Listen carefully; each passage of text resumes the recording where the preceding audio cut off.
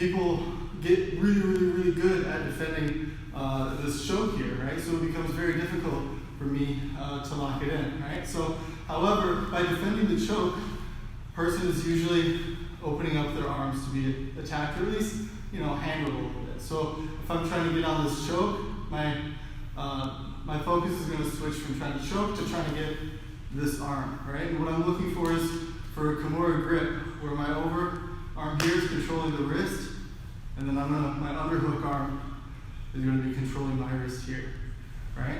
So for this movement, for the Kimura arm bar from the back here, what I want is to fall towards the side of the arm here, right? And this is favorable for me because when I'm going for the choke, which is my initial primary attack, right, I'm trying to roll him to the opposite side, right? I'm trying to get him to roll towards the choking side, right? And most people, they don't like that, right? If they feel me trying to coerce them to this side, they insist on coming this way, and that's fine, right? So when we get put on this side, my attention goes towards arm bars here, right? Because I already have this underhook on this arm, right? Once I'm here, now I just gotta worry about framing and making space here. So when I'm ready to arm bar, I'm gonna pull this arm out, and I'm gonna start building my frame, right? I'm trying to keep Rich from coming back in and using his feet to drive, right? I need to use this as a way to keep him down at a reasonable, manageable distance, right? Relock the Kimura here, and I'm gonna use my frame to push him down and get my leg over his face. And now I can use this to kick him down and ride him up. Alright, so what happens there? When I use my leg to put him on the ground, there's a lot of momentum there that we can use to our advantage. So when I hit this, I'll ride him up and then immediately fall towards the head side here to already start putting pressure on the arm and the shoulder. Right here, he's already got his hands undone, so I got my arm bar. Is I want to use my leg to create all this power. Not only to push him down on the floor, but it needs to pull me up as well. Right? So I don't want to push him down and stay down here. He's too far away. I don't have any control over this arm here. Right? So when I put him down, I pull myself up, and I'm already starting to fall towards the head side. Alright, so starting with our Kimura grip, right? Where I have overarm grab to the wrist, this underhook, controlling my own wrist here. Alright? From here, I want to fall towards the side of the arm that I'm grabbing.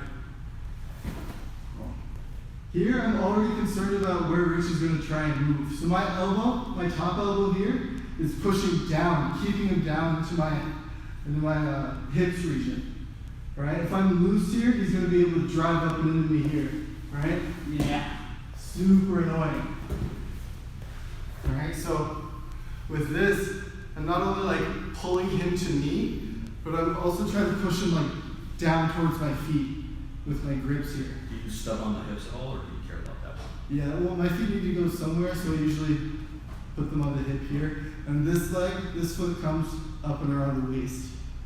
Alright, so I'm holding him in every direction that I can, right? I'm squeezing him, I'm pushing him down, right? I'm using my feet to control his hips, my legs are squeezing and controlling his body, right? I'm not relaxed here.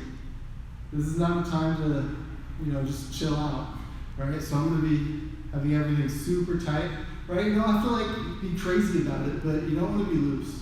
You want a fair amount of tension to kind of keep him in place where you want him to be, right? And what I don't want is for him to start pushing his way towards my head, right? Because that's the opposite direction that I'm looking for in order to get this arm bar. For the arm bar, I need to push him down. So when I'm here, everything is already starting to push him down towards my feet, right? And as I build my frames, everything's pushing him down towards where I can get him into this arm bar position here. All right, but once we're up here, fall towards the head. So if we're starting with the choke, right? I'm going for the choke here, right? He defends with his arms, so I attack his arms.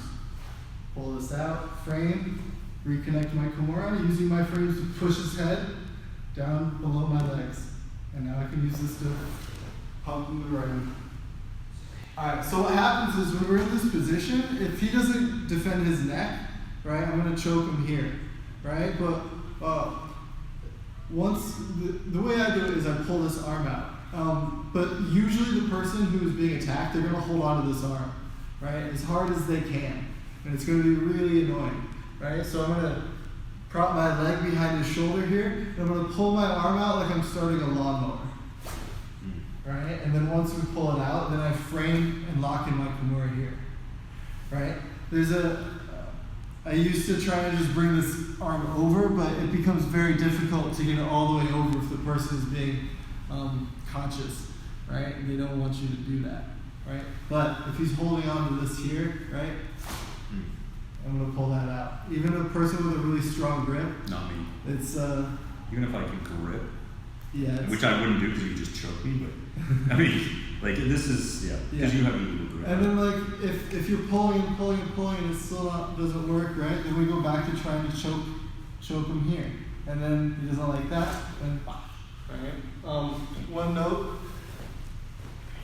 This grip here, right? When we let go of the Kimura here, we are going to try and just keep track of it with this hand, but this isn't going to be a very good grip.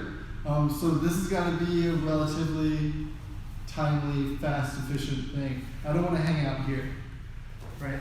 Finishing details, right? Remember, this hip side arm scoops in deep, all the way in here, right? Even if I'm grabbing a Kimura here, this arm needs to be, my bicep is touching his arm here. Right? Not just this shallow grip with all this room here, right? I want this all the way in, right? So if we get the Kimura here, right, using this to stay tight and connected here, right? And what I want to do when I'm in this armbar position, when I have this arm hooked the way I do, right, I want to start leaning towards the head side, right? That way we can already start putting pressure down on his arm. If he's not defending, it's a good place to extend and finish. But for the most part, people on bottom are going to have some sort of defensive measures in place, right? So I can rely on him having his arms locked up, so I know that when I fall, he's going to be kind of holding on to me or holding my weight up here.